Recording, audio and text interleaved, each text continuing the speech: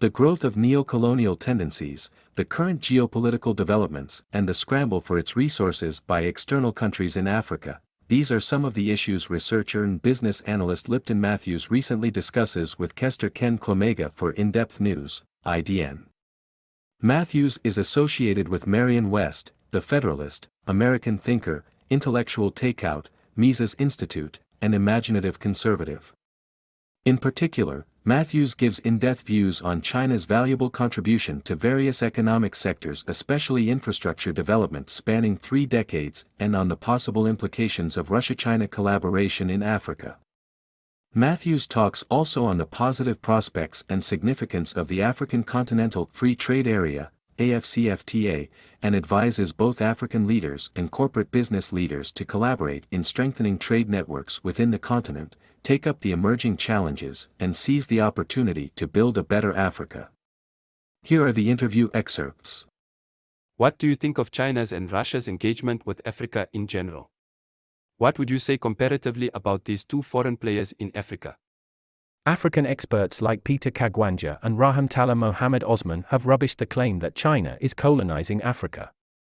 In general, African leaders perceive China to be the driving force behind modernization in the region. For example, during 2001 to 2002, China's foreign direct investment in sub-Saharan Africa increased by 53% yearly, dwarfing American investment that grew by a mere 14%. Moreover, neither were African countries among those at the UN rebuking China for its treatment of the primarily Muslim Uyghur population in 2020. Nevertheless, reports deriding China's influence in Africa are pervasive in the West, but in reality, Africans are appreciative of China's role in the region.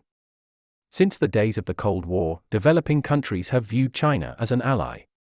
Therefore, the ascent of China is perceived favorably by African policymakers because it represents the aspirations of the developing world. Meanwhile, China has greater legitimacy in Africa considering that it did not possess a colonial empire in the region. Likewise, Russia had an empire in Europe, but not in Africa, so the Russians are positioned to portray themselves as liberators. Furthermore, Russians were never a part of the political West, and during the Cold War, they collaborated with Africans against Western hegemony. So, consequently, Africans are likely to embrace Russia as an ally and not construe her interference in the region as an act of imperialism. Though Russia's investment in Africa is not on the scale of China, it appears that Russian players have identified the region as a source of raw materials and are exploiting the opportunities offered by the continent. Western pundits fail to recognize that Russia and China are harnessing their distinctiveness from the West to acquire political mileage in Africa. The West is losing the battle for dominance in Africa due to ideological reasons. For instance, Westerners preach classical liberalism, whereas Russia and China champion a statist approach to development. Because the doctrines of these powers are consonant with the left-leaning philosophy of Africa, their actions are less likely to invite contempt. Do you also think there is an emerging rivalry in geopolitics, consistent confrontation against the United States and Europe, especially France, in Africa, and what if China and Russia team up together? There is always rivalry in geopolitics, but the tactics of Russia and China have been misunderstood. Both countries are playing a spoiler role in Western politics. They intend to foment chaos in Western democracies to accelerate tensions, and in the era of social media, they have been able to do so on a grand scale. Unlike the West, Russia and China are led by brilliant strategists. The Russians and Chinese duped Western strategists into thinking that they want to challenge Western hegemony. However, they only aim to create spheres of influence that are divorced from Western interference.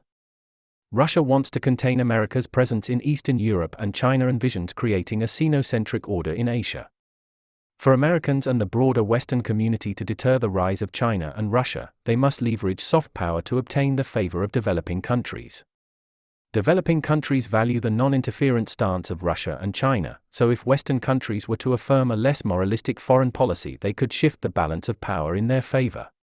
Compared to America, China and Russia are technological laggards and paper tigers, but they understand the primacy of ideas. Westerners think that they are fighting a geopolitical war when they are actually competing for ideological supremacy. For example, Russia is popular in Mali, unlike France, because the former can deploy propaganda to present herself as a victim of Western imperialism, even though Russia was an imperial power and today exerts its clout in Eastern Europe. Another issue is that, in this case, the colonial power was France and not Russia, so the latter can always project legitimacy. Conversely, Russia and China acknowledge that war is not required to undermine the West, because Western countries no longer believe in themselves. Throughout the West, white people are assaulting Western history, and since demoralized people are not motivated to fight wars, China and Russia have already won the battle. Lastly, China and Russia are unwilling to team up in order to defeat the West, since this is not a necessity. It is obvious that the West is the architect of its demise. Similarly, Russia and China are competing for influence, so it is more feasible for either partner to associate with the West to constrain the potential of her rival. To forestall the rise of her adversaries, West leaders need to employ foreign policy strategists who actually understand ideas and history. Is it appropriate when we use the term neocolonialism, referring to a number of foreign players in Africa? What countries are the neocolonizers, in your view? First, we need to acknowledge that colonialism is not a new phenomenon and neither is it unique to Europeans. History also documents examples of Europeans colonizing predominantly white territories in Europe. For example, Sweden once had an empire in Europe. However, colonization is an expensive endeavor and the association between economic growth and empire is actually negative, according to the late Paul Byrock. In fact, many countries have recorded astounding growth without possessing empires. On the other hand, we must disabuse ourselves of the notion that colonialism is inherently exploitative. Most people would prefer sovereignty to colonial rule, but the truth is that colonial status does not impede economic growth, and some colonies in Africa experienced faster growth during the colonial era. We should give greater priority to good governance than national sovereignty. It is better to be under the rule of benevolent colonizers than to be the subject of a dictator. Additionally, in relation to the issue of neocolonialism, concerns are misplaced. China is in the business of maximizing the potential of Africa's resources, not empire building. The problem is that governance structures in Africa are weak, so it is easy for China to evade regulations. The perception that China is colonizing Africa is a consequence of Africa's history of defective governance. In actuality, China through its infrastructural projects is presiding over the modernization of Africa, similar to what Europeans and Americans did in the developing world years ago. However, the difference is that the Chinese are not imposing their standards on Africans. Yet this could be a disadvantage because linking investment to the implementation of higher standards could result in ameliorating governance structures in Africa, thereby increasing the region's propensity to attract investment. But African leaders appreciate that Chinese investments are not wedded to reforms. Though overall, China's influence in Africa has been positive.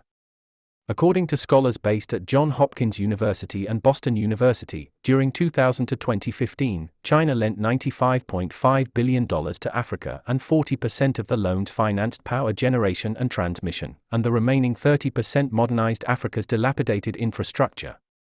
Further, despite the narrative that Chinese investments are allotted to extractive sectors, they account for 1/3 of the total Chinese investment in Africa, according to Dollar et al., 2015. The study also notes that China's share of foreign investment is higher in weak governance states, and as a result, Africa is a prime target since governance is less effective in the region. Therefore, Africa is susceptible to exploitation by China, since several countries failed to improve governance. Do you think, with the adoption of African Continental Free Trade, AfCFTA, offers a window of hope for attaining economic independence for Africa? What role Russia can play in this, or of what significance is it for potential Russian investors? First, the relationship between trade openness and economic growth in Africa is positive. Further, the World Bank estimates that by 2035, this project will rescue 68 million people from poverty and increase gross domestic product by $450 billion. By removing barriers to trade in the region, the agreement will create new entrepreneurial activities and spur innovations in technology. The free trade agreement will even be more beneficial if Africa's policymakers ensure that intellectual property is not overregulated. Innovations can occur without intellectual property laws, and society is more likely to benefit when ideas are freely released into the public domain.